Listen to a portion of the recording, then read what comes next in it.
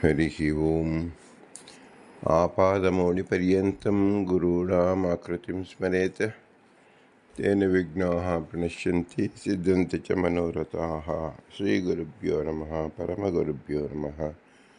श्रीमदानन्दतीर्थभगवत्पादाचार्यगुरुभ्यो नमः। मन्मनोभीष्टवरदं सर्वाभीष्टफलप्रदं पुरन्दरगुरुं वन्दे दासश्रेष्ठं दयानिधिं विद्याविनयसम्पन्नान् शान्तादिगुणबृंहितान् सशास्त्रप्रवचनासक्तानिलमिलार्यान् गुरून् भजे। पृथ्वीमण्डलमध्यस्याः पूर्णबोधमतानुगाः वैष्णवाः विष्णुहृदयाः तान् नमस्ते गुरुमम। हरिः ಓಂ ಶ್ರೀಶಾಪಾಹಿ. ಅನಂತಕೋಟಿ ಬ್ರಹ್ಮಾಂಡ ನಾಯಕ ಎಂಬುದು ಶ್ರೀ ಪುರಂದರದಾಸ ರಚಿಸಿದ ಭವ್ಯ ಗ್ರಂಥ ಶಾಸ್ತ್ರ ಪ್ರಮೇಯಗಳು. 180 ಗಜ್ಜೆ ಮಾಲೆಗಳು. ನಾವು 82ರಿಂದ 92ನೇ ಗಜ್ಜೆಯನ್ನು ನೋಡುತ್ತಿದ್ದೆವು. ಅಕ್ರೂರ ವರದ, ಅಂಬರೀಷ ವರದ, ನಾರದ ವರದ, ಪ್ರಹ್ಲಾದ ವರದ, ಗಜೇಂದ್ರ ವರದ, ಮುಚುಕುಂದ ವರದ, ಧ್ರುವ ವರದ, ವಿಭೀಷಣ ವರದ, ಪುಂಡರೀಕ ವರದ ಮತ್ತು ಪರಾಶರ ವರದ. ಈ 10 ಜನ ವರದರನ್ನು ಶ್ರೀ ಪುರಂದರದಾಸರು ಚಿಂತಿಸುವ ಮೂಲಕ ಜೀವಗಣಾಃ ಹರೇರನುಚರಾಃ ನೀಚೋಚ ಭಾವಂ ಗತಃ ಎಂಬುದನ್ನು ಜೀವ ಪ್ರಕರಣದಲ್ಲಿ ಇರತಕ್ಕಂಥ ವಿಷಯವನ್ನು ಪ್ರಸ್ತಾಪ ಮಾಡುತ್ತಿದ್ದಾರೆ. ಜೀವರಲ್ಲಿ ಪ್ರಮುಖವಾಗಿ ನಾವು ತಿಳಿಯಬೇಕಾದ್ದು ತಾರತಮ್ಯ ಜ್ಞಾನ. ತಾರತಮ್ಯ ಭಾವನೆ ಎಂಬತಕ್ಕಂಥದ್ದು ಜೀವರಲ್ಲಿ ಇರುವುದು. ಏನು ದ್ಯೋತಕ ಅಂದರೆ ಅವರ ಯೋಗ್ಯತಾ ದ್ಯೋತಕ, ಅವರ ಕರ್ತೃತ್ವ ಚಿಂತನೆಯ ದ್ಯೋತಕ. ಆದ್ದರಿಂದ ತಾರತಮ್ಯ ಜ್ಞಾನ ತಿಳಿದೆ ಮೋಕ್ಷವಿಲ್ಲ ಎಂದು ಶ್ರೀಮದಾನಂದ ತೀರ್ಥರು ತಿಳಿಸಿದ್ದಾರೆ.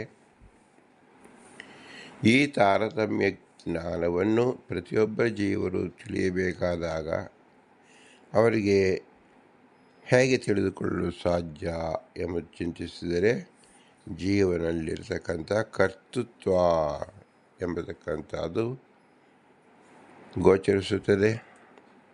ಏನು ಕರ್ತೃತ್ವ ಎಂದರೆ ಕಳೆದ 4 ದಿನದಿಂದ ನಾವು ಚಿಂತಿಸಿದ್ದು ಏನಾಗಿದೆ ಒಟ್ಟು ತಾತ್ಪರ್ಯ. ಜೀವ ಸ್ವತಂತ್ರ ಕರ್ತೃತ್ವ ಇದೆ. ಜೀವ ಜಡದಿಂದ ಭಿನ್ನನಾಗಿದ್ದಾನೆ, ದುಃಖಿಯಾಗಿದ್ದಾನೆ, ಭಗವಂತನಿಂದ ಅನುಚರನಾಗಿದ್ದಾನೆ. ಆದ್ದರಿಂದ ಜೀವ ಶಾಸ್ತ್ರದಲ್ಲಿ ಹೇಳಿರುವಂತೆ ವಿಧಿ ನಿಷೇಧವನ್ನು ಪರಿಪಾಲನೆ ಮಾಡಬೇಕು. ಶಾಸ್ತ್ರಕ್ಕೆ ಬದ್ಧನಾಗಿದ್ದಾನೆ ಜೀವ. ಅದನ್ನು ತಿಳಿಯಲು ಸಲುವಾಗಿ ಪ್ರತಿಯೊಬ್ಬ ಜೀವರು ಕರ್ತೃಗಳಾಗಿದ್ದಾರೆ ಎಂಬುದನ್ನು ಮೊಟ್ಟ ಮೊದಲು ತಿಳಿಯಬೇಕು. ಕರ್ತೃತ್ವ ಇಲ್ಲದಿದ್ದರೆ ತಾರತಮ್ಯ ಜ್ಞಾನವೂ ಬರುವುದಿಲ್ಲ. ಹೇಗೆ ಜಡಗಳಿಗೆ ಬರುವುದಿಲ್ಲವೋ ಹಾಗೆ. ಮತ್ತು ಪೂರ್ಣನಾದ ಭಗವಂತನಲ್ಲಿ ನೇಹಾನಾನಾಸ್ಯ ಕಿಂಚನ ಎಂಬುದರಿಂದ ಅವನಲ್ಲಿ ಯಾವ ತಾರತಮ್ಯ ಭಾವನೆಯೂ ಇಲ್ಲ. ಅವನು ಪೂರ್ಣನಾಗಿದ್ದಾನೆ. ಸರ್ವದೋಷ ವಿದೂರತ್ವ, ಸಕಲ ಗುಣ ಪರಿಪೂರ್ಣತ್ವ ಎಂಬುದನ್ನು ತಿಳಿಯಬೇಕು. ಈಗ ಮುಂದೆ ಈ ಕರ್ತೃತ್ವದ ಬಗ್ಗೆ ತಾತ್ಪರ್ಯ ಚಂದ್ರಿಕಾದಲ್ಲಿ ಬ್ರಹ್ಮಣ್ಯ ತೀರ್ಥರ ಶಿಷ್ಯರಾದ ಶ್ರೀ ವ್ಯಾಸತೀರ್ಥ ಮಹಾರಾಜರು ಈ ಕರ್ತೃತ್ವ ಬಗ್ಗೆ ವಿಶೇಷವಾದ ಒಂದು ವ್ಯಾಖ್ಯಾನವನ್ನು ಮಾಡಿದ್ದಾರೆ. ತನ್ಮೂಲಕ ಭಗವತ್ ಪ್ರಜ್ಞೆ ಉಂಟಾಗಬೇಕು, ತಾರತಮ್ಯ ಜ್ಞಾನ ಉಂಟಾಗಬೇಕು. ಅದಕ್ಕೋಸ್ಕರವಾಗಿ ನಾವು ಈ ಕರ್ತೃತ್ವ ಅಧಿಕರಣವನ್ನು ಚಿಂತಿಸೋಣ. ಜೀವನಿಗೆ ಕರ್ತೃತ್ವವಿದೆ ಎಂಬುದು ತಾತ್ಪರ್ಯ ಚಂದ್ರಿಕಾದಲ್ಲಿರತಕ್ಕಂಥ ಮುಖ್ಯವಾದ ಪ್ರಮೇಯ. ಕರ್ತ ಶಾಸ್ತ್ರಾರ್ಥವತ್ವಾತ್ ಅಸ್ತು ಆನಂದಾದೇನಂ ಸತಮೇವ ಅಭಿವ್ಯಕ್ತಿ ಕರ್ತೃತ್ವಸ್ಯ ತು ನ ತಸ್ಯ ಕದಾಪಿ ಅಭಾವಾದಿತಿ ಪೂರ್ವಪಕ್ಷ ಉತ್ಥಾನ ಸಂಗತಿ. ಜೀವನಲ್ಲಿ ಆನಂದಾದಿಗಳು ಮೊದಲು ಇದ್ದದ್ದೇ ಅಭಿವ್ಯಕ್ತಿಯಾಗುತ್ತೆ ಎಂದು ತಿಳಿಯಬೇಕು. ಆದರೆ ಕರ್ತೃತ್ವವು ಮಾತ್ರ ಹಾಗೆ ಆಗಲು ಸಾಧ್ಯವಿಲ್ಲ. ಜೀವನದಲ್ಲಿ ಎಂದೂ ಕೂಡ ಕರ್ತೃತ್ವವೇ ಇರುವುದಿಲ್ಲ. ಹೀಗೆ ಪೂರ್ವಪಕ್ಷ ಹುಟ್ಟುತ್ತಿರುವುದರಿಂದ ಈ ಕರ್ತೃತ್ವವಿಲ್ಲದೆ ಇದ್ದರೆ ಆನಂದ ಅಭಿವ್ಯಕ್ತಿ ಹೇಗಾಗುವುದು? ಆನಂದ ಅಭಿವ್ಯಕ್ತಿಗೆ ಹಿಂದಿನ ಅಧಿಕರಣದಲ್ಲಿ ತಿಳಿದಂತೆ ಅನಂತರ್ಯ ಸಂಗತಿ,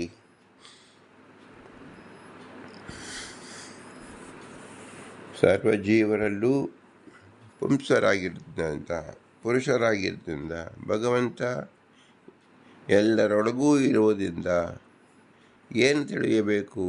ಅವನು ಪೂರ್ಣನಾಗಿದ್ದಾನೆ, ಜೀವರು ಅಲ್ಪರಾಗಿದ್ದೇವೆ, ಅವರ ದಾಸರು ಜೀವರು ಎಂದು ತಿಳಿಯಬೇಕು. ಹೀಗೆ ತಿಳಿದೇ ಹೋದರೆ ಅವರಿಗೆ ಯಾವ ಮೋಕ್ಷ ಮಾರ್ಗವೇ ನಮಗೆ ಕಾಣುವುದಿಲ್ಲ. ಭಗವಂತನ ಪ್ರೀತಿ ಸಂಪಾದಿಸಬೇಕಾದರೆ ಅವನ ಗುಣಗಳನ್ನು ವಿಶೇಷವಾಗಿ ತಿಳಿದುಕೊಳ್ಳಬೇಕು. ಆ ಗುಣಗಳು ಪ್ರತ್ಯಕ್ಷವಾಗಿ ಸಿದ್ಧವೇ ಇಲ್ಲ. ಅದು ವೇದಶಾಸ್ತ್ರ ಸದಾಗಮದಲ್ಲಿ ನಿರ್ಣೀತವಾಗಿರ್ತಕ್ಕಂಥದ್ದು. ಸದಾಗಮಗಳು ಬೋಧಕವಾಗಬೇಕಾದರೆ ಜೀವನದಲ್ಲಿ ಕರ್ತೃತ್ವವನ್ನು ಒಪ್ಪಲೇಬೇಕು. ಅತ್ರ ಜೀವಸ್ಯ ಕರ್ತೃತ್ವ ಶ್ರುತಿ ಕಿಂ ಹಿತಾಕರಣಾದಿ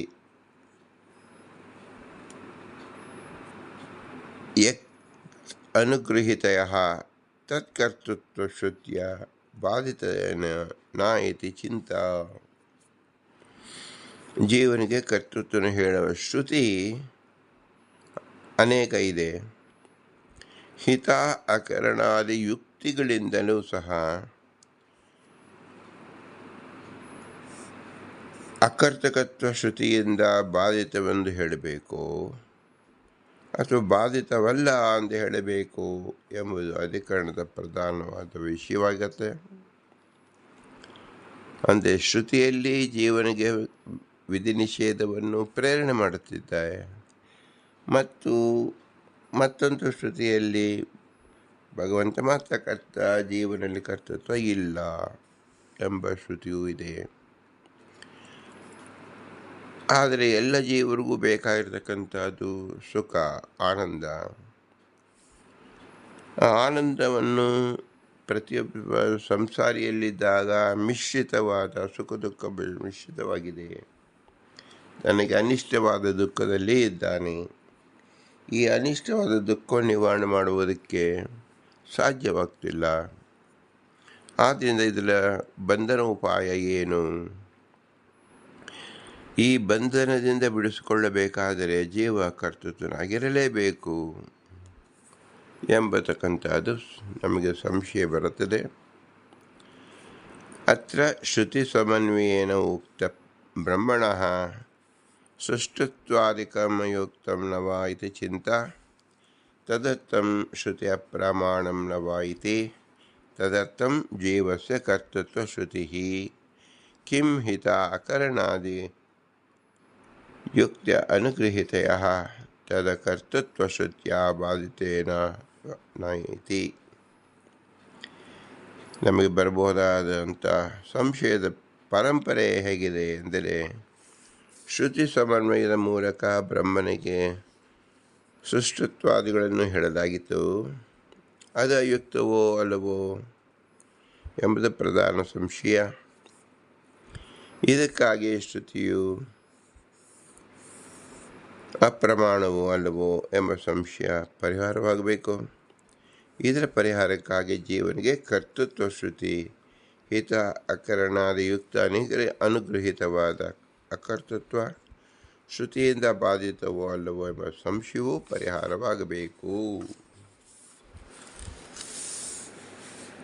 ತದರ್ಥಂ ಅಕರ್ತೃತ್ವಂ ಶ್ರುತಿ ಕಿಂ ಕರ್ತೃತ್ವ ಮಾತ್ರ ನಿಷೇಧ ಪರೋತಾ ಸ್ವಾತಂತ್ರ್ಯ ಕರ್ತೃತ್ವಂ ನಿಷೇಧ ಪರೇತಿ ತದರ್ಥಂ ಜೀವಸ್ಯ ಈಶ್ವರವತ್ ಸ್ವತಂತ್ರಕರ್ತೃತ್ವಾಭಾವೇಪಿ ಪರತಂತ್ರಕರ್ತೃತ್ವಮಾತ್ರೇಣ ವಿದ್ಯಾದಿ ವಿಷಯಾತ್ವಾದ್ ಪ್ರಯುಕ್ತಂ ಉತ ನ ಇತಿ. ಈ ಸಂಶಯದ ಪರಿಹಾರಕ್ಕೋಸ್ಕರ ಜೀವನಿಗೆ ಕರ್ತೃತ್ವ ಇಲ್ಲವೆಂದು ಹೇಳುವ ಶ್ರುತಿ ಕರ್ತೃತ್ವವನ್ನಷ್ಟೇ ನಿಷೇಧ ಮಾಡುತ್ತಿದೆಯೋ ಅಥವಾ ಸ್ವತಂತ್ರ ಕರ್ತೃತ್ವವನ್ನು ನಿಷೇಧ ಮಾಡುತ್ತಿದೆಯೋ ಎಂಬ ಸಂಶಯ ಪರಿಹಾರವಾಗಬೇಕು. ಅದಕ್ಕಾಗಿ ಜೀವನಿಗೆ ಈಶ್ವರನಂತೆ ಸ್ವತಂತ್ರ ಕರ್ತೃತ್ವವೂ ಇಲ್ಲದಿದ್ದರೂ ಪರತಂತ್ರ ಕರ್ತೃತ್ವ ಇರುವ ಮಾತ್ರದಿಂದ ವಿಧಿ ನಿಷೇಧಗಳ ವಿಷಯತ್ವ ಅಯುಕ್ತವಾಗುತ್ತದೋ ಅಥವಾ ಅಯುಕ್ತವಾಗುವುದಿಲ್ಲವೋ ಎಂಬ ಕೊನೆಯ ಸಂಶಯ ಪರಿಹಾರವಾಗಬೇಕು. ನ ಕ್ಯರ್ಥ ಇತಿ ಪೂರ್ವಪಕ್ಷಃ ಅಯಂ ಭಾವಃ ಜೀವಸ್ಯ ಕರ್ತೃತ್ವಂ ಕಿಂ ಸ್ವಾತಂತ್ರ್ಯಂ ಉತ ಪಾರತಂತ್ರ್ಯಂ ನಾಜ್ಯಃ ಶ್ರುತ್ಯಾದಿ ವಿರೋಧಾತ್ ಹಿತಾಕರಣಾದಿ ದೋಷ ಪ್ರಸಕ್ತಿಶ್ಚ. ಜೀವನು ಕರ್ತನಲ್ಲ ಎಂಬುದೇ ಅಧಿಕರಣದ ಪೂರ್ವಪಕ್ಷ. ಪೂರ್ವಪಕ್ಷದ ಅಭಿಪ್ರಾಯ ಹೀಗಿದೆ: ಜೀವನಿಗೆ ಹೇಳಲ್ಪಟ್ಟ ಕರ್ತೃತ್ವ ಸ್ವತಂತ್ರವೋ ಅಥವಾ ಪರತಂತ್ರವೋ? ಸ್ವತಂತ್ರ ಎಂದೇ ಹೇಳಲಾಗದು. ಹಾಗಾಗಿದ್ದಲ್ಲಿ ಶ್ರುತ್ಯಾದಿಗಳ ವಿರೋಧ ಪ್ರಾಪ್ತವಾಗುತ್ತದೆ ಮತ್ತು ಹಿತಾಕರಣಾದಿ ದೋಷಗಳಿಗೂ ಅವಕಾಶವಿದೆ. ಜೀವನಿಗೆ ಕರ್ತೃತ್ವವೇ ಇಲ್ಲವೆಂದು ಪೂರ್ವಪಕ್ಷಿ ಆಕ್ಷೇಪ ಮಾಡುತ್ತಿದ್ದರೆ, ಒಂದು ವೇಳೆ ಕರ್ತೃತ್ವವನ್ನು ಒಪ್ಪುವುದಾದರೆ ಸ್ವತಂತ್ರ ಕರ್ತೃತ್ವವನ್ನು ಹೇಳಲು ಸಾಧ್ಯವಿಲ್ಲ. ಹಾಗೆ ಹೇಳಿದರೆ ನಮ್ಮ ಸಿದ್ಧಾಂತಕ್ಕೆ ವಿರೋಧ ಬರುತ್ತದೆ, ಶ್ರುತಿ ವಿರೋಧವೂ ಬರುತ್ತದೆ ಮತ್ತು ಸ್ವತಃ ಸೂತ್ರಕಾರರ ವಿಹಾರ ಉಪದೇಶಾತ್ ಇತ್ಯಾದಿ ಸೂತ್ರಗಳಲ್ಲಿ ಹಿತ ಅಕರಣಾದಿ ದೋಷಗಳು ಬರುತ್ತದೆ ಎಂದು ಹೇಳಿದ್ದೀರಲ್ಲ ಎಂಬ ಪ್ರಶ್ನೆ ಬಂದರೆ ಇದಕ್ಕೆ ಪರಿಹಾರವನ್ನು ನಾವು ಕಂಡುಕೊಳ್ಳಬೇಕು. ಅದು ಹೇಗೆ ಸಾಧ್ಯ? ಮತ್ತೊಂದು ಸಂಶಯ ಅಂದರೆ ದ್ವಿತೀಯೇಪಿ ಪಾರತಂತ್ರಂ ಕಿಂ ಕರ್ತೃತ್ವಶಕ್ತೇಃ ಸ್ವಾಯತ್ತತ್ವೇ ಅಪಿ ತಕ್ಷಣ ಪ್ರಸಾದಾಧಿಕಾರ ತೃಪ್ತ ಅಧೀನತ್ವಾದಿಂ ಈಶ್ವರಾಧೀನ ಮಾತ್ರಂ ಕಿಂ ವಾ ದಾರ್ಯೋಃ ಈಶ್ವರಾಧೀನ ಚೇಷ್ಟಕತ್ವಾತ್ ನಾಜ್ಯಃ ಯಾ ಆತ್ಮಾನಂತರೋ ಯಮಯಂತಿ ಇತ್ಯಾದಿ ಶ್ರುತಿ ವಿರೋಧಾತ್ ಅಂತೆ ದಾರ್ಯೋಪವದೇವ ನ ಜೀವಃ ವಿಧಿ ನಿಷೇಧ ವಿಷಯಃ ಸ್ಯಾದಿತಿ ನ್ಯಾಯವಿವರಣೋಕ್ತಂ ಪೂರ್ವಪಕ್ಷಂ ಯುಕ್ತಿಮಃ ಕಲ್ಪನಾ ಲಾಘವಂ ಚೈತಿ. ಎರಡನೇ ಪಕ್ಷದಲ್ಲಿ ಕೂಡ ಪುನಃ ಎರಡು ವಿಕಲ್ಪವನ್ನು ಮಾಡುತ್ತೇವೆ. ಜೀವನಲ್ಲಿರುವ ಕರ್ತೃತ್ವ ಪರತಂತ್ರ ಅಂದರೆ ಏನರ್ಥ? ಪಾರತಂತ್ರ ಶಬ್ದಕ್ಕೆ ಮಹಡಿಯನ್ನು ಕಟ್ಟುವ ಯಾವ ಕರ್ತೃತ್ವ ಶಕ್ತಿ ಇದೆಯೋ ಅದು ತನ್ನ ಅಧೀನವೇ ಆಗಿದೆ. ಆದರೆ ಇವನು ಪ್ರಸಾದಾದಿಗಳನ್ನು ನಿರ್ಮಾಣ ಮಾಡಿಸುವ ಯಜಮಾನ ಅಧೀನನಾಗಿದ್ದಾನೆ. ಅದೇ ರೀತಿ ಜೀವನದ ಕರ್ತೃತ್ವ ಶಕ್ತಿ ಸ್ವಾಧೀನವೇ ಆಗಿದೆ. ಈ ಕರ್ತೃತ್ವವನ್ನು ಮಾಡಿಸುವನು ಪರಮಾತ್ಮನೇ ಆಗಿದ್ದಾನೆ. ಈ ಅರ್ಥವನ್ನು ಹೇಳುತ್ತೀರೋ ಅಥವಾ ಕಟ್ಟಿಗೆಯಿಂದ ರಚಿತವಾದ ಹೆಣ್ಣು ಬೊಂಬೆಯು ಒಳಗೆ ಪ್ರವೇಶ ಮಾಡಿರುತ್ತಾನೆ. ಈ ಬೊಂಬೆಯಲ್ಲಿ ಯಾವ ಚೇಷ್ಟೆಯೂ ಸ್ವತಃ ಇರುವುದೇ ಇಲ್ಲ. ಒಳಗಡೆ ಇರುವ ಪುರುಷನಿಂದಲೇ ಇದರ ಚೇಷ್ಟೆಯಾಗಲು ಸಾಧ್ಯ. ಈ ರೀತಿಯಾಗಿ ಪ್ರತಿಯೊಬ್ಬ ಅವರ ಚೇಷ್ಟೆ ಈಶ್ವರಾಧೀನವಾಗಿದೆ ಎಂದು ಹೇಳುತ್ತೀರೋ ಎಂಥ ಪ್ರಶ್ನೆಗಳ ನಮಗೆ ಹಾಕಿದಾಗ ಈ ಮೊದಲನೇ ಪಕ್ಷ ಅಯುಕ್ತ. ಏಕೆಂದರೆ ಮನೆ ಕಟ್ಟುವನಲ್ಲಿ ಇರುವ ಕರ್ತೃತ್ವವಂತೆ ಜೀವನದ ಕರ್ತೃತ್ವ ಅಂತ ಹೇಳೋಕ್ಕಾಗುವುದಿಲ್ಲ. ಹಾಗೆ ಹೇಳಿದರೆ ಆತ್ಮಾನಾಮಂತರೋ ಯಮೇತಿ ಇತ್ಯಾದಿ ಶ್ರುತಿ ವಿರೋಧ ಪ್ರಾಪ್ತವಾಗುತ್ತದೆ.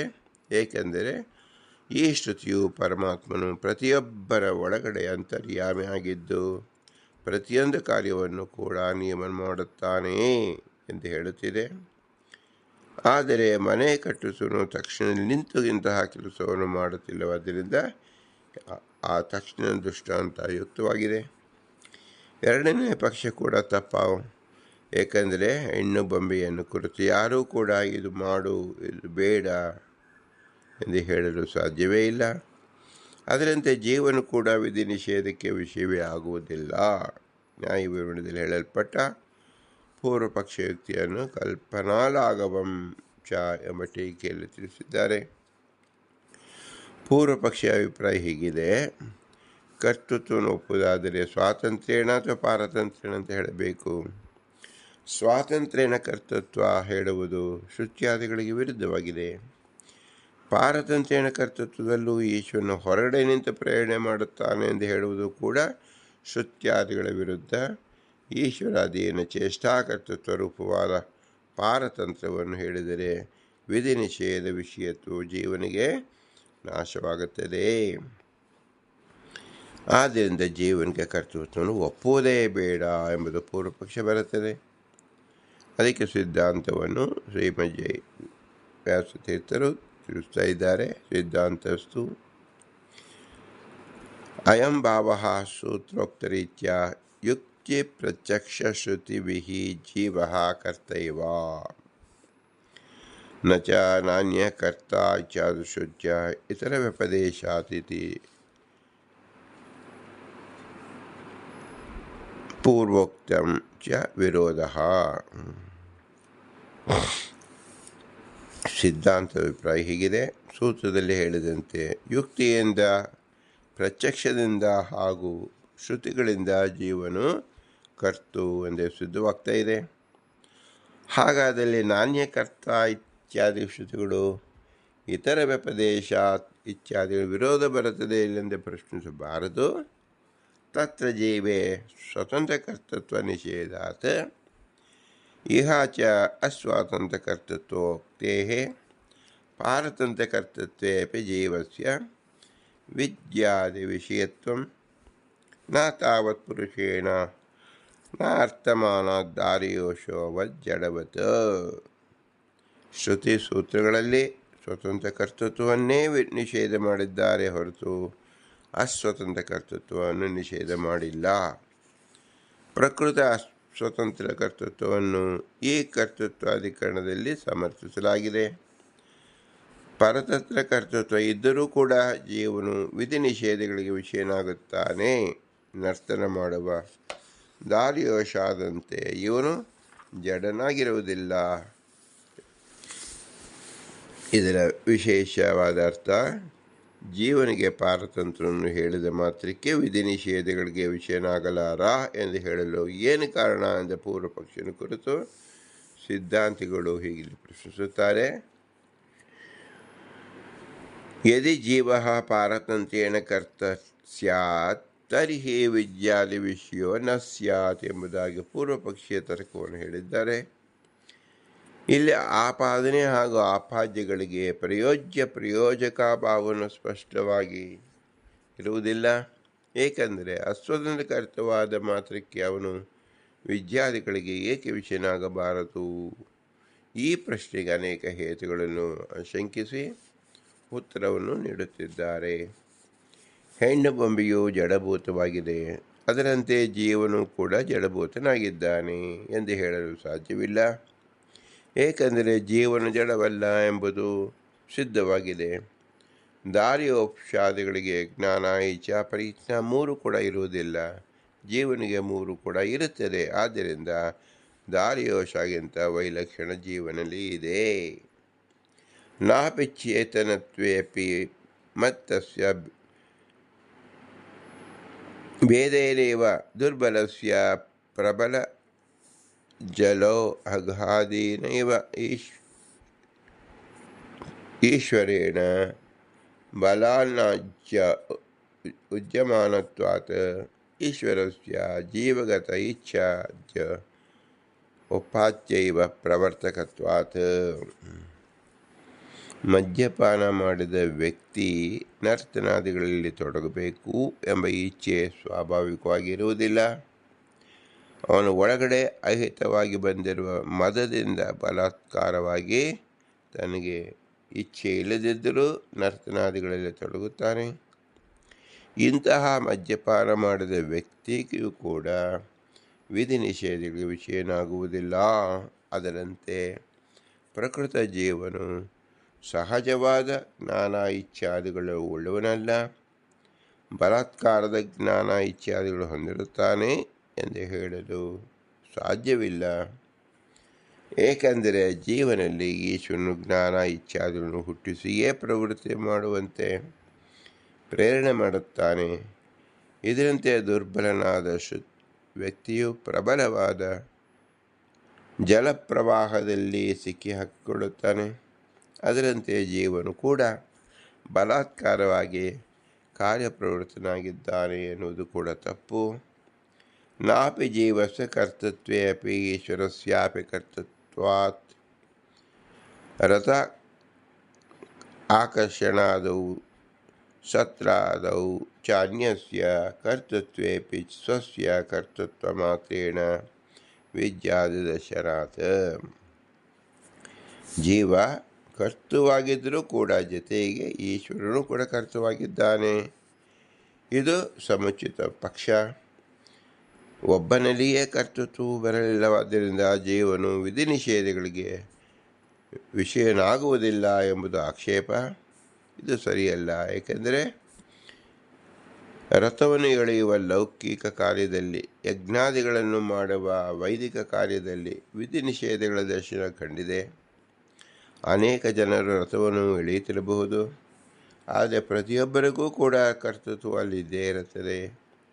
ಕರ್ತೃತ್ವ ಇರುವುದರಿಂದಲೇ ವಿಧಿ ನಿಷೇಧಗಳಿಗೆ ವಿಷಯನಾಗುತ್ತಾನೆ.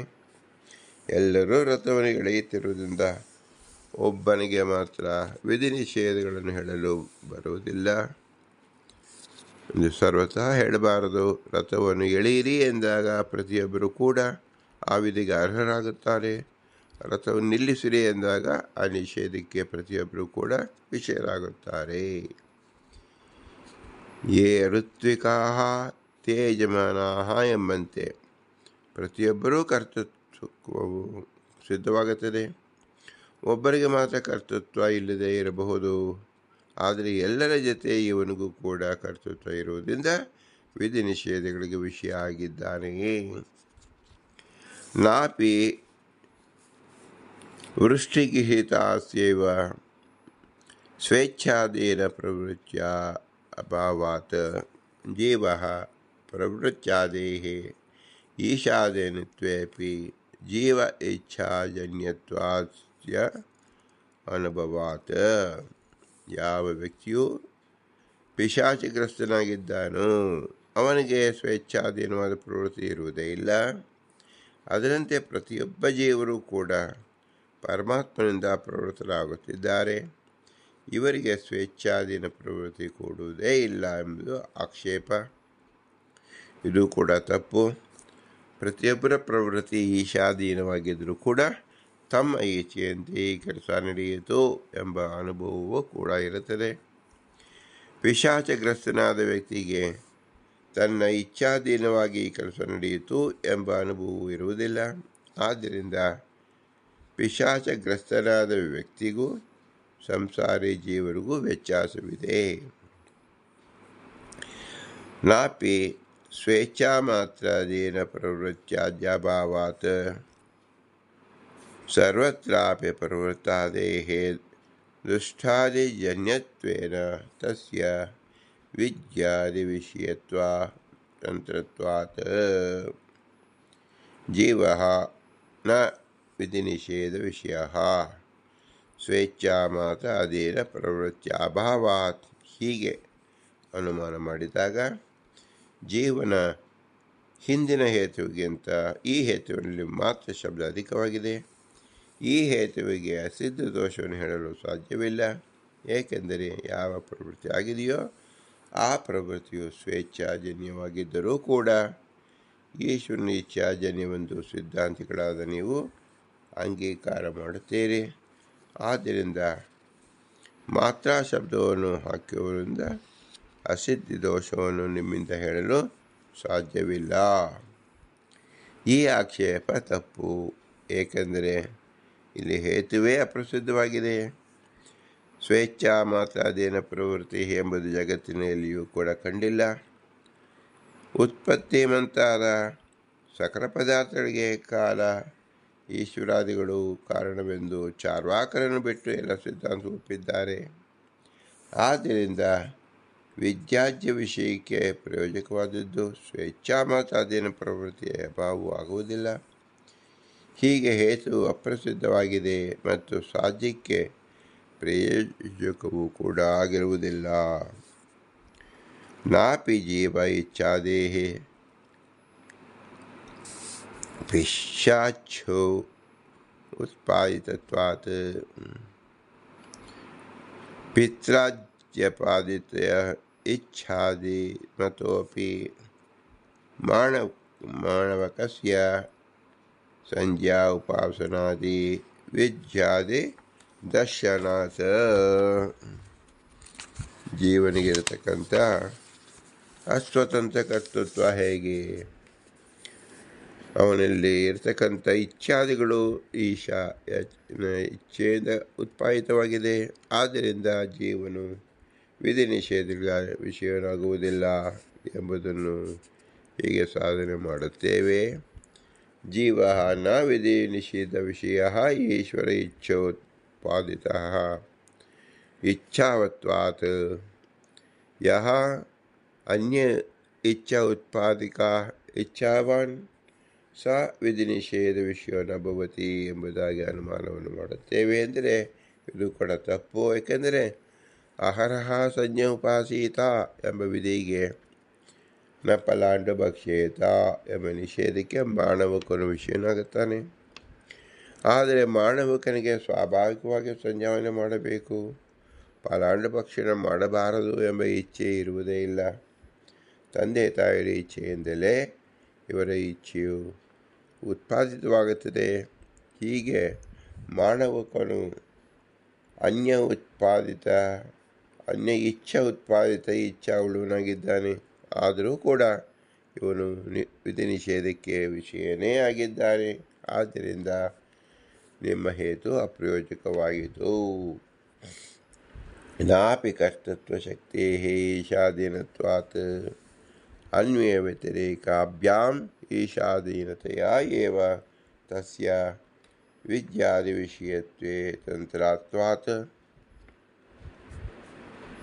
ಖೇದ ಉಪಲಭ್ಯ ಭಂಗ ಭವತಃ ಈಶಾಧೀನನೈವ ಸಾ ತತ್ರ ಹೇತು ತದಧೀನನ ಇತಿ. ಜೀವಃ ನ ವಿಧಿ ನಿಷೇಧ ವಿಷಯಃ ಈಶ್ವರಾಧೀನ ಕರ್ತೃತ್ವ ಶಕ್ತಿಮತ್ವಾತ್ ಎಂಬುದಾಗಿ ಜೀವನದಲ್ಲಿರುವ ಕರ್ತೃತ್ವ ಶಕ್ತಿ ಭಗವದ್ ಅಧೀನವಾಗಿದೆ. ಆದ್ದರಿಂದ ಅಸ್ವತಂತ್ರನಾಗಿದ್ದಾನೆ. ಇಂಥವನು ವಿಧಿ ನಿಷೇಧಗಳಿಗೆ ವಿಷಯನಾಗಲಾರ. ಈ ಆಕ್ಷೇಪವೂ ಕೂಡ ತಪ್ಪು. ಈಶ್ವರಾಧೀನವಾದ ಕರ್ತೃತ್ವ ಶಕ್ತಿ ಇರುವುದರಿಂದ ವಿಧಿ ನಿಷೇಧಗಳಿಗೆ ವಿಷಯನಾಗುವುದಿಲ್ಲ ಎಂದು ಹೇಳಿದರೆ, ವಿಧಿ ನಿಷೇಧಗಳಿಗೆ ಪ್ರಯೋಜಕವಾದ ಈಶ್ವರಾಧೀನವಾಗದ ಕೇವಲ ತನ್ನ ಅಧೀನವೇ ಆದ ಕರ್ತೃತ್ವ ಶಕ್ತಿಯು ಪ್ರಯೋಜಕವೆಂದು ಹೇಳಿದಂತೆ ಆಗುತ್ತದೆ. ಈಶ್ವರಾಧೀನವಾದ ಕರ್ತೃತ್ವ ಇದ್ದರೆ ಅದು ವಿಧಿ ನಿಷೇಧಗಳ ಅವಿಷಯಕತ್ವಕ್ಕೆ ಪ್ರಯೋಜಕವೆಂದು ಹೇಳಿದಂತಾಯಿತು. ಈ ತರಹ ವ್ಯಾಪ್ತಿ ನಿನಗೆ ಹೇಗೆ ಸಿದ್ಧವಾಯಿತು? ಏಕೆಂದರೆ ಪ್ರತಿಯೊಬ್ಬರಲ್ಲಿರುವ ಕರ್ತೃತ್ವ ಶಕ್ತಿ ಈಶ್ವರಾಧೀನವೆಂದೇ ನಾವು ಹೇಳುತ್ತಿದ್ದೇವೆ. ಆದ್ದರಿಂದ ವ್ಯಾಪ್ತಿ ಗ್ರಹಣ ಮಾಡಲು ನಿನಗೆ ದೃಷ್ಟಾಂತವೇ ಸಿಗುವುದಿಲ್ಲ. ಎತ್ತ ಈಶ್ವರಾಧೀನ ಕರ್ತೃತ್ವ ಶಕ್ತಿ ತತ್ರ ವಿಧಿ ನಿಷೇಧ ವಿಷಯತ್ವಂ ಎಂಬ ವ್ಯಾಪ್ತಿಗೆ ದೃಷ್ಟಾಂತವೇ ಸಿಗುವುದಿಲ್ಲ. ಜಡ ಪದಾರ್ಥಗಳಿಗೆ ಕರ್ತೃತ್ವ ಶಕ್ತಿ ಇರುವುದಿಲ್ಲ, ವಿಧಿ ನಿಷೇಧ ವಿಷಯತ್ವ ಕೂಡ ಇರುವುದಿಲ್ಲ. ಈಶ್ವರನಿಗೆ ಕರ್ತೃತ್ವ ಶಕ್ತಿ ಇರಬಹುದು, ಆದರೆ ಆ ಕರ್ತೃತ್ವ ಶಕ್ತಿಯು ಈಶ್ವರ ಅಧೀನವೇ ಆಗಿದೆ ಮತ್ತು ವಿದ್ಯಾದಿ ವಿಷಯತ್ವ ಸಾಧ್ಯವೂ ಕೂಡ ಅವನಲ್ಲಿ ಇರುವುದಿಲ್ಲ. ಆದ್ದರಿಂದ ಈ ವ್ಯಾಪ್ತಿಗೆ ದೃಷ್ಟಾಂತವಾಗಿ ಜೀವನನ್ನೇ ಹೇಳಬೇಕು. ಆದರೆ ಪ್ರತಿಯೊಬ್ಬ ಜೀವನದ ಕರ್ತೃತ್ವ ಶಕ್ತಿ ಈಶ್ವರ ದಿನವೆಂದೇ ನಾವು ಹೇಳುತ್ತಿದ್ದೇವೆ. ಈಶ್ವರ ದಿನವಾದ ಕರ್ತೃತ್ವ ಶಕ್ತಿಯೇ ವಿಧಿ ನಿಷೇಧಗಳಿಗೆ ವಿಷಯವಾಗಿದೆ ಎಂದು ನಾವು ಸಮರ್ಥಿಸುತ್ತೇವೆ. ನಮ್ಮ ಮತದಲ್ಲಿ ವ್ಯಾಪ್ತಿಯನ್ನು ಹೀಗೆ ತಿಳಿಯಬೇಕು. ಯತ್ರ ಅನದೇನ ಕರ್ತೃತ್ವಂ ಶಕ್ತಿ ತತ್ರ ವಿಧಿ ನಿಷೇಧ ಅಭಾವ, ಯತ್ರ ಪರಾದೇನ ಕರ್ತೃತ್ವ ಶಕ್ತಿ ತತ್ರ ವಿದ್ಯಾದಿ ವಿಷಯತ್ವಂ. ಎಂದು ಪರಮಾತ್ಮನಲ್ಲಿರುವ ಕರ್ತೃತ್ವ ಶಕ್ತಿಯು ಅನಧೀನವಾಗಿದೆ. ಅವನಿಗೆ ವಿದ್ಯಾದಿ ವಿಷಯತ್ವವು ಕೂಡ ಇರುವುದಿಲ್ಲ. ಆದರೆ ಜೀವರುಗಳಿಗೆ ಪರಾಧೀನವಾದ ಕರ್ತೃತ್ವ ಶಕ್ತಿ ಇದೆ. ಅವರಲ್ಲಿ ವಿಧಿ ನಿಷೇಧ ವಿಷಯತ್ವವು ಕೂಡ ಇರುತ್ತದೆ.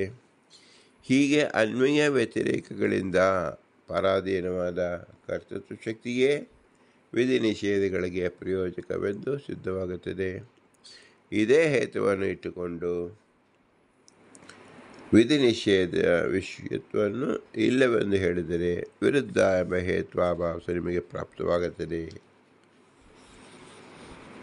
ಪೂರ್ವ ಪಕ್ಷಿ ಭವತು ನಿನ್ನಿಂದ ಇದಂ, ಈ ವ್ಯಾಪ್ತಿ ಕ್ವಾ ಉಪಲಬ್ಧಂ, ಎಲ್ಲಿ ಕಾಣಲ್ಪಟ್ಟಿದೆ ಎಂದು ಪ್ರಶ್ನಿಸಿದರೆ ಜೀವನ ಕರ್ತೃತ್ವ ವಿಷಯದಲ್ಲಿ ಬರುವ ಪ್ರಶ್ನೆ ಒಟ್ಟು 3 ಆಗಿದೆ. ಜೀವನಿಗೆ ಕರ್ತೃತ್ವ ಹೇಳದಿದ್ದರೆ ವಿಧಿ ನಿಷೇಧಗಳನ್ನು ಹೇಗೆ ಕೂಡಿಸಬೇಕು? ಪರಮಾತ್ಮನಿಗೂ ವೈಷಮ್ಯ ನೈರ್ಗುಣ್ಯ ದೋಷವನ್ನು ಹೇಗೆ ಪರಿಹರಿಸಬೇಕು? ಜೀವನಿಗೆ ಕರ್ತೃತ್ವ ಇಲ್ಲ ಎಂದರೆ ಜೀವನು ಪುಣ್ಯ ಪಾಪಗಳಿಗೆ ಹೇಗೆ ಭಾಗಿಯಾಗುತ್ತಾನೆ?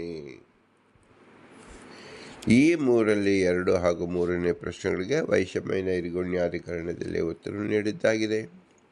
ಪರಮಾತ್ಮನು ನಮ್ಮ ಯೋಗ್ಯತಾನುಸಾರವಾಗಿ ಕರ್ಮವನ್ನು ಮಾಡಿಸುವುದರಿಂದ ಪುಣ್ಯ ಪಾಪಗಳಿಗೆ ಜೀವನೇ ಭಾಗಿಯಾಗುತ್ತಾನೆ. ವೈಷಮ್ಯ ನೈರ್ಗುಣ್ಯದ ದೋಷವು ಇದರಿಂದಲೇ ಪರಿಹಾರವಾಗುತ್ತದೆ. ಆದರೆ ಪರಾಧೀನವಾದ ಕರ್ತೃತ್ವವನ್ನು ಒಪ್ಪಿದರೆ ವಿಧಿ ನಿಷೇಧ ಹೇಗೆ ಕೂಡುತ್ತದೆ ಎಂಬುದನ್ನು ಈ ಅಧಿಕರಣದಲ್ಲಿ ವಿಚಾರ ಮಾಡುತ್ತಿದ್ದಾರೆ. ನಾಪಿ ವಿದ್ಯಾದಿ ವಿಷಯಸ್ಯ ಜೀವಕರ್ತೃತ್ವ ಸಾಧ್ಯತ್ವಾತ್ ಅಸಿದ್ಧೇಹೇ ದೃಶ್ಯತೆ ಹಿ ಯಾಗಾದೇಹೇ ತತ್ಕೃತ ಸಾಧ್ಯತ್ವಂ ಅಸ್ತಿ ಹಿ ಜೀವಸ್ಯಾಪಿ ಈಶ್ವರದತ್ತಂ ಜಡಂ ಪ್ರತಿ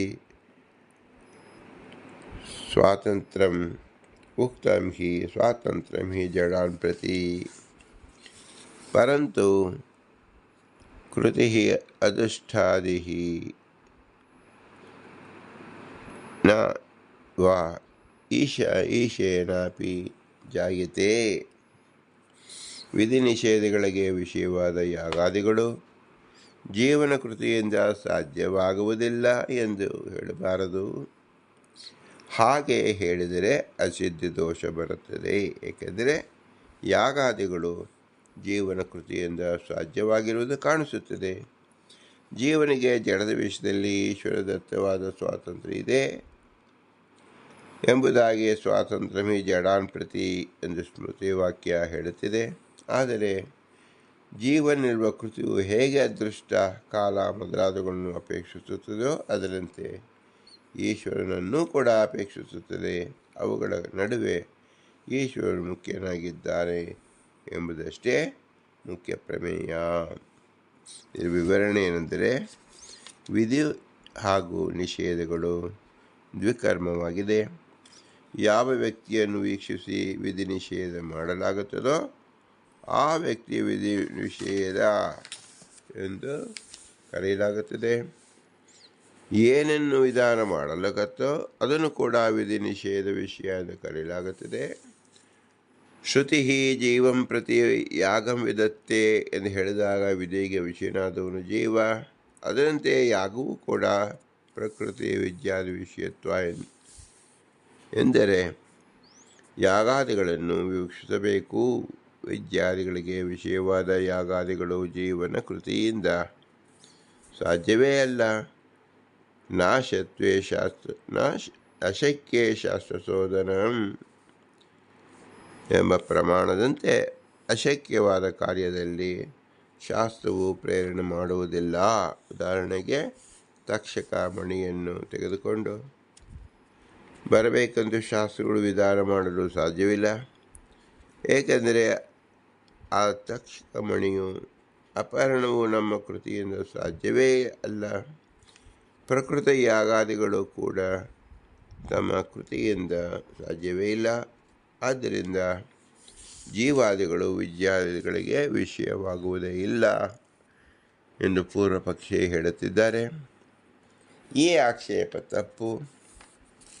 ಯಾಗಾದಿಕಂ ನ ಜೀವಂ ಪ್ರತಿ ವಿಧೇಯಂ ಜೀವಕರ್ತೃತ್ವ ಸಾಧ್ಯತ್ವಾತ್ ಎಂದು ಅನುಮಾನವನ್ನು ಮಾಡದಂತಾಯಿತು.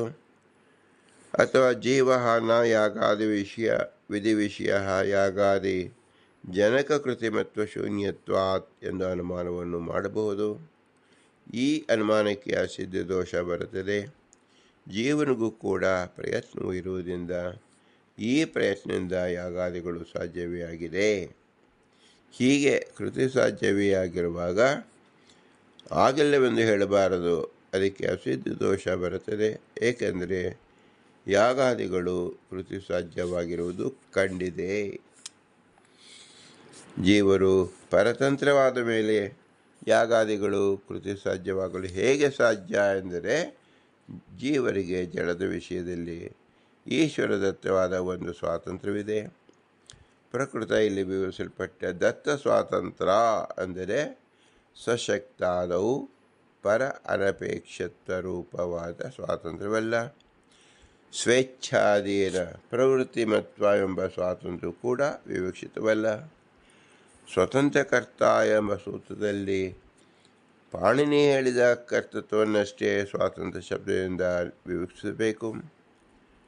ಕಾರಕಾಂತರದಿಂದ ಅಪ್ರಯೋಜ್ಯವಾದದ್ದೇ ಸ್ವಾತಂತ್ರ್ಯ ಎಂದು ಕರೆಸಿಕೊಳ್ಳುತ್ತದೆ. ಇಂತಹ ಕರ್ತೃತ್ವ ಜೀವನಿಗೆ ಇದ್ದೇ ಇರುತ್ತದೆ. ಕಾರಕಾಂತರ ಎಂದರೆ ಕರ್ಮ, ಕರಣ, ಸಂಪ್ರದಾನ ಮೊದಲಾದವುಗಳು. ಇವುಗಳೆಲ್ಲವೂ ಜಡಭೂತವಾಗಿದೆ. ಇವುಗಳಿಂದ ಜೀವನು ಅಪ್ರಯೋಜನಾಗಿದ್ದಾನೆ. ಜೀವನೆಂದರೆ ಆ ಕಾರಕಗಳು ಪ್ರಯೋಜ್ಯವಾಗುತ್ತದೆ. ಈಶ್ವರನು ಕಾರಕಾಂತರದಿಂದ ಸೇರದ ಕಾರಣ ದೋಷವಿಲ್ಲ. ಹೀಗೆ ಜೀವನಿಗೆ ಈಶ್ವರ ದತ್ತವಾದ ಪರಾಧೀನ ರೂಪವಾದ ಕರ್ತೃತ್ವವು ಇದ್ದೇ ಇರುತ್ತದೆ. ನಾಪಿ ಕ್ವಚಿತ್ ಈಶ್ವರೇಣ ಜೀವಕರ್ತೃತ್ವ ವಿಧಾತಾತ್. ಜೀವನು ವಿಧಿ ನಿಷೇಧಗಳಿಗೆ ವಿಷಯನಾಗಲಾರ. ಏಕೆಂದರೆ ಜೀವನು ಪ್ರಯತ್ನವನ್ನು ಈಶ್ವರನು ಭಂಗಪಡಿಸುತ್ತಾನೆ. ಕೆಲವೊಮ್ಮೆ ಪ್ರಯೋಜನ ಸಿಗದಂತೆ ಮಾಡುತ್ತಾನೆ, ಕೆಲವೊಮ್ಮೆ ಕಾರ್ಯವೇ ಆಗದಂತೆ ಮಾಡುತ್ತಾನೆ. ಹೀಗೆ ಜೀವನ ಪ್ರಯತ್ನವನ್ನು ವಿಘಾತ ಮಾಡುವುದರಿಂದ ವಿಧಿ ಹಾಗೂ ನಿಷೇಧಗಳಿಗೆ ಜೀವನು ಬದ್ಧ ಎಂದು ಹೇಳುವುದು ಸರಿಯಲ್ಲ. ಈಶ್ವರ ಪುಣ್ಯ ಪಾಪವದ ಉದಾಸೀನ ಇತಿ ಪಕ್ಷೆ ದ್ವಿತೀಯಾದಿ ಪ್ರವೃತ್ತಿಯಾದಿ ಅನುಮಂತತ್ವೇ ಪ್ರಥಮ ಪ್ರವೃತ್ತಿಯ ಅದು ಉದಾಸೀನ ಇತಿ ಪಕ್ಷೇಪಿ ಈಶ್ವರೇಣ ಅನೀಶ್ವರ ಪಕ್ಷೇಪಿ ಯಾದೃಷ್ಟ್ಯಾಧೀನಂ ಅದೃಷ್ಟ್ಯಾಭಾವ ಪಕ್ಷೇಪಿ ದೃಷ್ಟಹೇತತ್ವಾಂತರೇಣ ಪಾಕಾದಿಕೃತಿ ವಿಘಾತಾದಿ ದರ್ಶನೇನ ಕಸ್ಯಾಪಿ ಕುತ್ರಾಪಿ ನಿಯೋಗಂ ಅನುಪಪತ್ತೇಃ. ಯತ್ ಜೀವಕೃತೆ ವಿಘಾತಃ ತತ್ರ ವಿಧಿ ವಿಷಯತ್ವಂ ನ ಸಂಭವತಿ ಎಂಬ ವ್ಯಾಪ್ತಿಯ ತಪ್ಪು.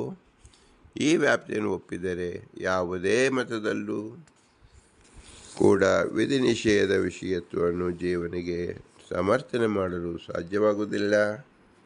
ಅದು ಹೇಗೆ ಅಂತ 4 ಮಾತು ಅಂತ ತಿಳಿಸ್ತಾ ಇದ್ದಾರೆ. ಈಶ್ವರನು ಪುಣ್ಯ ಪಾಪಗಳಲ್ಲಿ ಉದಾಸೀನಾಗಿದ್ದಾನೆ ಎಂದು ಕೆಲವರು ಹೇಳುತ್ತಾರೆ. ಅಪ್ಪನು ಮಗನಿಗೆ 10 ರೂಪಾಯಿಯನ್ನು ಕೊಟ್ಟು ಸುಮ್ಮನಾಗುತ್ತಾನೆ. ಆ 10 ರೂಪಾಯಿಯನ್ನು ಪುಣ್ಯದ ಕೆಲಸಕ್ಕೆ ಅಥವಾ ಪಾಪದ ಕೆಲಸಕ್ಕೆ ಹೇಗೆ ಮಗನು ಉಪಯೋಗಿಸಿಕೊಂಡರೂ ಅಪ್ಪನು ಅದಕ್ಕೆ ಜವಾಬ್ದಾರನಾಗುವುದಿಲ್ಲ. ಅದರಂತೆ ಈಶ್ವರನು ಜೀವನಿಗೆ ಕರ್ತೃತ್ವ ನೀಡಿದ್ದಾನೆ. ಅದರಿಂದ ಬರುವ ಪುಣ್ಯ ಹಾಗೂ ಪಾಪಗಳಿಗೆ ಈಶ್ವರನು ಬದ್ಧ ಜವಾಬ್ದಾರನಲ್ಲ ಎಂಬುದು ಆ ಪಕ್ಷದವರ ಅಭಿಪ್ರಾಯ. ಈಶ್ವರನು ಪ್ರಥಮ ಪ್ರವೃತ್ತಿಯಲ್ಲಿ ಉದಾಸೀನಾಗಿದ್ದಾನೆ, ದ್ವಿತೀಯಾದ ಪ್ರವೃತ್ತಿಗಳಲ್ಲಿ ಹನುಮಂತ ಎಂದು ಕರೆಸಿಕೊಳ್ಳುತ್ತಾನೆ. ಹೀಗೆ ರಾಮಾನುಜರು ಹೇಳುತ್ತಾರೆ. ಈ 2 ಪಕ್ಷದವರು ಕೂಡ ಜೀವನ ಕೃತಿಯ ಈಶ್ವರನಿಂದ ವಿಘಾತವಾಗುತ್ತೆ ಎಂದು ಒಪ್ಪಿರುತ್ತಾರೆ. ಸಾಂಖ್ಯರು ಈಶ್ವರನ್ನು ಒಪ್ಪುವುದಿಲ್ಲ. ಆದರೆ ಅದೃಷ್ಟದಿಂದ ಜೀವನು ಪುಣ್ಯ ಪಾಪಾದಿಗಳನ್ನು ಪ್ರವೃತ್ತಿ ಮಾಡುತ್ತಾರೆ ಎನ್ನುತ್ತಾರೆ. ಚಾರ್ವಾಕರು ಅದೃಷ್ಟವನ್ನು ಕೂಡ ಒಪ್ಪುವುದಿಲ್ಲ. ಆದರೆ ಲೌಕಿಕವಾದ ಬೇರೆ ಕಾರಣಗಳಿಂದ ಜೀವನ ಪ್ರಯತ್ನವು ವಿಘಾತವಾಗುತ್ತದೆ ಎಂದು ಒಪ್ಪಿದ್ದಾರೆ. ಒಟ್ಟು ಈ 4 ಮತಗಳಲ್ಲೂ ಕೂಡ ಜೀವನ ಮಾಡುವ ಪ್ರಯತ್ನಕ್ಕೆ ವಿಘಾತ ಉಂಟಾಗುತ್ತದೆ ಎಂದು ಒಪ್ಪಲಾಗಿದೆ. ಒಂದು ವೇಳೆ ಜೀವನ ಪ್ರಯತ್ನಕ್ಕೆ ವಿಘಾತ ಬಂದಲ್ಲಿ ವಿಧಿ ನಿಷೇಧ ವಿಷಯತ್ವ ಕೂಡುವುದಿಲ್ಲ ಎಂದು ಹೇಳಿದರೆ ಯಾವೊಬ್ಬರಿಗೂ ಯಾವುದೇ ವಿಷಯದಲ್ಲಿ ನಿಯೋಗ ಮಾಡುವುದೇ ಅನುಪನ್ನವಾಗುತ್ತದೆ. ತಸ್ಮಾತ್ ಜೀವೋಪಿ ವಿದ್ಯುವಿಷಯೇಭ್ಯಃ ಈಶಜಡಮುಕ್ತೇಭ್ಯಃ ವ್ಯಾವೃತ್ತಸ್ಯ ಸ್ವಸಂಬಂಧಿತಯ ವಿಧಿಜ್ಞಾನಸ್ಯ ತಜ್ಞಾನಾಯ ಫಲೇಃ ತತ್ಸಾಧನೆ ಚ ಇಚ್ಛಾಯಾಂ ಸಾಧನ ವಿಷಯ ಪ್ರಕೃತ ಚ ಅನುಭವ ಸಿದ್ಧತ್ವಾತ್ ತಸ್ಯ ಚ ಜ್ಞಾನಾದೇಃ ನರತೆ ತತ್ ಇತ್ಯಾದಿ ಶ್ರುತಿಭಿಃ ಈಶ್ವರಾಧೀನತ್ವೇಪಿ ಯಸ್ವಾತಂತ್ರ್ಯಂ ಕರ್ತೃತ್ವಮಾತ್ರೇಣ ವಿಧಿನಿಷೇಧತ್ವಂ ಕರ್ಮಪರಭಾವತ್ವಂ ಚ ಯುಕ್ತಂ. ಈ ದೋಷವನ್ನು ಪರಿಹಾರ ಆಗಬೇಕಾದರೆ ಜೀವನದಲ್ಲಿ ವಿಧಿ ನಿಷೇಧ ಪ್ರಯತ್ನವನ್ನು ಅಂಗೀಕಾರ ಮಾಡಲೇಬೇಕು. ಏಕೆಂದರೆ ಜ್ಞಾನ ಇಚ್ಛಾ ಪ್ರಯತ್ನಗಳು ಇರುತ್ತದೆ. ಇದು ಜೀವನ ಲಕ್ಷಣವಾಗಿದೆ. ಆಹಾರ ಸಂಜ್ಞಾ ಉಪಾಸೀತ ಎಂಬ ವಿಧಿ ವಾಕ್ಯವನ್ನು ನೋಡಿದಾಗ ಜೀವನು ಈ ವಾಕ್ಯವು ನನಗೆ ಸಂಬಂಧಪಟ್ಟಿದೆ ಎಂಬುದಾಗಿ ಸುಸಂಬಂಧತೆಯ ವಿಧಿ ಜ್ಞಾನ ಉಳ್ಳವನಾಗುತ್ತಾನೆ. ಇಂತಹ ವಿಧಿ ನಿಷೇಧ ಜ್ಞಾನವು ಈಶನಿಗೆ ಹಾಗೂ ಜಡಕ್ಕೆ ಮತ್ತು ಮುಕ್ತರಿಗೆ ಇರುವುದಿಲ್ಲ. ಈಶನಿಗೆ ಹಾಗೂ ಮುಕ್ತರಿಗೆ ವಿಧಿಜ್ಞಾನವಿದ್ದರೂ ಕೂಡ ಸ್ವಸಂಬಂಧಿಯಾದ ವಿಧಿಜ್ಞಾನವು ಇರುವುದಿಲ್ಲ. ಅಂದರೆ ಆಹಾರ ಸಂಜೆ ಉಪಾಸಿತ ಇತ್ಯಾದಿ ವಾಕ್ಯಗಳು ನನ್ನನ್ನು ಕುರಿತು ಹೇಳುತ್ತದೆ ಎಂಬ ಜ್ಞಾನ ಅವರಿಗೆ ಬರುವುದಿಲ್ಲ. ಅನಂತರ ಫಲಸಾಧನವಾದಲ್ಲಿ ಇಚ್ಛೆಯು ಹುಟ್ಟುತ್ತದೆ. ಸ್ವರ್ಗಾದಿಗಳಿಗೆ ಇಚ್ಛೆಯು ಸಹಜವಾಗಿ ಬರುತ್ತದೆ. ತತ್ಸಾಧನಾದಿ ಜ್ಯೋತಿಷ್ಠಾಮಾದಿಗಳಲ್ಲಿ ವಿಧಿವಾಕ್ಯ ಹುಟ್ಟುತ್ತದೆ. ತಜ್ಜನ್ಯಾಯ ಎಂಬ ಪದಕ್ಕೆ ವಿಧಿಜ್ಞಾನಜನ್ಯವಾದ ಎಂದು ಅರ್ಥ ಮಾಡಬಾರದು. ಸಾಧನ ವಿಷಯಕ ಇಚ್ಛೆಜನ್ಯವಾದುದರ ಎಂದು ಅರ್ಥ ಮಾಡಬೇಕು. ಹೀಗೆ ಜೀವನಿಗೆ ಜ್ಞಾನ ಮತ್ತು ಇಚ್ಛೆಗಳು ಇರುತ್ತದೆ ಮತ್ತು ಸಾಧನ ವಿಷಯಕವಾದ ಕೃತಿಯೂ ಕೂಡ ಅನುಭವ ಸಿದ್ಧವಾಗಿದೆ. ಇಂತಹ ಜ್ಞಾನ ಇಚ್ಛಾಕೃತಿಗಳು ನರುತೆ ತತ್ಕ್ರಿಯತೆ ಇತ್ಯಾದಿ ಶ್ರುತಿಗಳ ಆಧಾರದಿಂದ ಈಶ್ವರಾಧೀನವೆಂದು ಸಿದ್ಧವಾಗಿದೆ. ಆದರೂ ಕೂಡ ಜೀವನಿಗೆ ಅಸ್ವತಂತ್ರ ಕರ್ತೃತ್ವ ಇರುವ ಕಾರಣ ವಿಧಿ ವಿಷಯತ್ವ ಕರ್ಮಪರ ಭಕ್ತಿಗಳು ಯುಕ್ತವಾಗುತ್ತದೆ.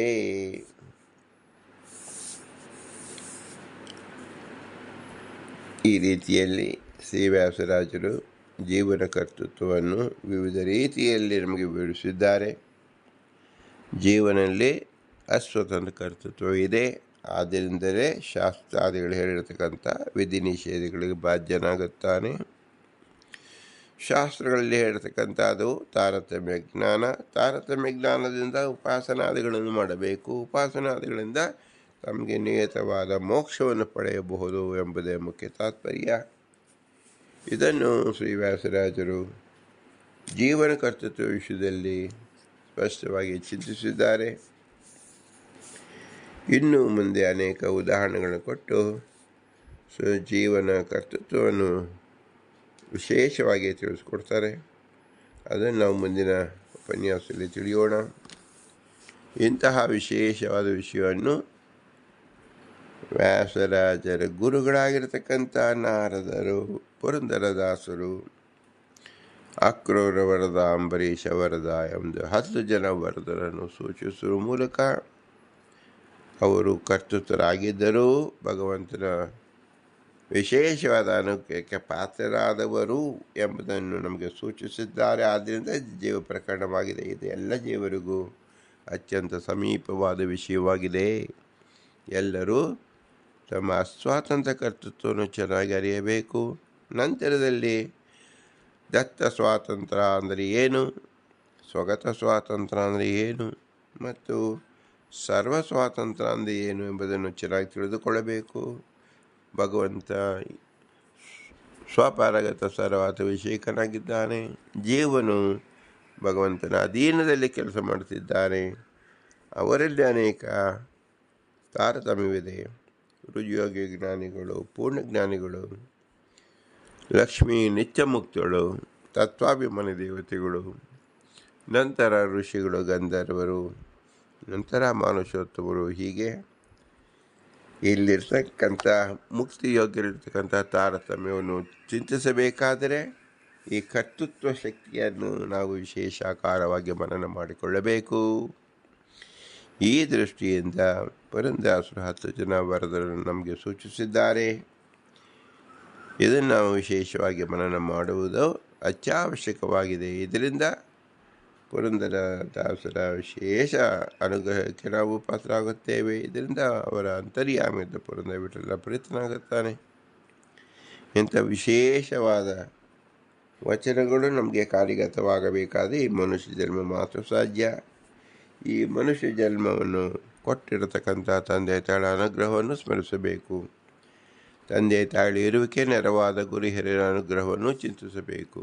ಇವರಲ್ಲಿ ತತ್ವಾಭಿಮಾನಿ ದೇವತೆ ನಿಂತು ಈ ಜ್ಞಾನವನ್ನು ಪ್ರಸಾರ ಮಾಡೋದ್ರಿಂದ ತತ್ವಾಭಿಮಾನಿ ದೇವತೆಗಳು ನಮಗೆ ಕಣ್ಣಿಗೆ ಕಾಣದಂತೆ ಒಳಗೆ ನಿಂತು ನಿರಂತರವಾಗಿ ಈ ಜ್ಞಾನ ಕಾರ್ಯವನ್ನು ಮಾಡಿಸುತ್ತಿದ್ದಾರೆ. ಆದ್ದರಿಂದ ಅವರನ್ನು ವಿಶೇಷವಾಗಿ ನಾವು ಸ್ಮರಿಸಬೇಕು, ಪೂಜಿಸಬೇಕು, ನಮಸ್ಕರಿಸಬೇಕು. ಅವರಿಗೂ ಮೇಲೆ ಯಾವ ಭಾರತೀಪತಿ ವಾಯುದೇವರು ಭಗವಂತನ ಪ್ರಧಾನ ಅಂಗರಾಗಿ ಪ್ರಧಾನವಾದ ಬಿಂಬರಾಗಿರ್ತಕ್ಕಂಥ ಅವರು ವಾಯುದೇವರು. ಅವರು ಸಕಲ ಬಿಂಬರಲ್ಲೂ ಸಹ ವ್ಯಾಪ್ತರಾಗಿ ಭಗವಂತನ ಗುಣವನ್ನು ಆದೇಶಪೂರ್ವಕವಾಗಿ ವಿಶ್ವನ ಆಜ್ಞಾಪೂರ್ವಕವಾಗಿ ವಿಸ್ತರಿಸಿದ್ದಾರೆ. ಅವರೇ ಎಲ್ಲರಿಗೂ ಶಕ್ತಿ, ಬಲ, ಜ್ಞಾನ, ಇಚ್ಛಾ ಎಲ್ಲವನ್ನು ಕೊಡುತ್ತಿದ್ದಾರೆ. ಎಲ್ಲ ಜೀವರಿಗೂ ಇಚ್ಛಾ ಪ್ರಮಿತಿ ಇದ್ದರೂ ಸಹ ಅದನ್ನು ಜಾಗೃತ ಮಾಡತಕ್ಕಂಥ ಅದಕ್ಕೆ ಸಹಾಯ ಮಾಡತಕ್ಕಂಥವರು ನಮ್ಮ ಮೂಲ ಗುರುಗಳಾದ ಶ್ರೀಮದ್ ಆನಂದ ತೀರ್ಥರು. ಅವರೇ ಭಾರತೀಪತಿ ವಾಯುದೇವರು, ಮುಂದೆ ಭಾವಿ ಬ್ರಹ್ಮದೇವರು. ಆದರೂ ಇವರೆಲ್ಲರೂ ಸ್ವತಂತ್ರ ಭಗವಂತನೇ ಬಿಂಬನೇ. ಅವನೇ ಎಲ್ಲರಲ್ಲೂ ನಿಂತು ಈ ಕೆಲಸ ಮಾಡುತ್ತಿದ್ದಾನೆ. ಅವನೇ ನಮ್ಮಲ್ಲಿರ್ತಕ್ಕಂಥ ಬಿಂಬರೂಪಿ ಭಗವಂತ. ಆದ್ದರಿಂದ ಇದೆಲ್ಲವನ್ನು ಮಾಡಿಸ್ತಕ್ಕಂಥವನು ಆ ಬಿಂಬ ಕ್ರಿಯೆಯಾಗಿದೆ. ಜೀವನ ಕರ್ತೃತ್ವವನ್ನು ತಿಳಿದುಕೊಳ್ಳುವುದು ಬಿಂಬನಿಗೆ ಇಚ್ಛಿತವಾಗಿದೆ. ಅದರಿಂದ ಬಿಂಬ ಸಂತುಷ್ಟನಾಗುತ್ತಾನೆ. ಬಿಂಬ ಒಲಿದನೆಂದರೆ ಪ್ರತಿಬಿಂಬರಾದ ಜೀವರಿಗೆ ಅವರಿಗೆ ಯೋಗ್ಯವಾದ ಗತಿಯ ಆನಂದವನ್ನು ಕೊಡ್ತಾನೆ ಎಂಬುದೇ ಮುಖ್ಯ ತಾತ್ಪರ್ಯ. ಅಂತಹ ಬಿಂಬನಾದ ಭಗವಂತನಿಗೆ ಹೇಗೆ ನಾವು ಪ್ರತಿರೂಪವಾಗಿ ನಮಸ್ಕರಿಸುವುದು? ಏನು ಮಾಡಬೇಕು ಅಂದರೆ ಭೂಯಿಷ್ಠಾಂತೆ ನಮ್ಮ ಉಕ್ತಿಮಿದೇಮ, ಭೂಯಿಷ್ಠಾಂತೇ ನಮ್ಮ ಉಕ್ತಿಮಿದೇಮ, ಭೂಯಿಷ್ಠಾಂತೆ ನಮ್ಮ ಉಕ್ತಿಮಿದೇಮ ಅಂದರೆ ವಿನಮ್ರವಾಗಿ ನಮಿಸೋಣ. ಭಾರತೀಯರ ಮುಖ್ಯ ಪ್ರಾಣ ಅಂತ ಹೇಳಿದ ಶ್ರೀಕೃಷ್ಣಾರ್ಪಣಮಸ್ತು. ಹರಿಗೆ ಓಂ, ಹರಿಗೆ ಓಂ, ಹರಿಗೆ ಓಂ.